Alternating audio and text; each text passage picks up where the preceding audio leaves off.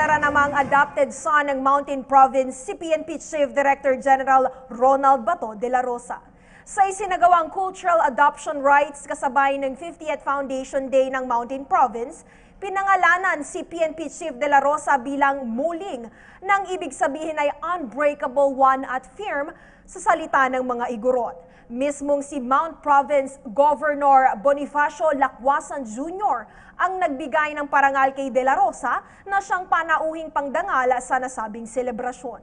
Ayon kay Governor Lacwasan, pinili nila ang igorot name na muling para kay PNP Chief De La Rosa dahil sa katatagan nito sa kampanya ng gobyerno laban sa illegal na droga, gayon rin sa ginagawang cleansing ngayon sa hanay naman ng pambansang pulisya.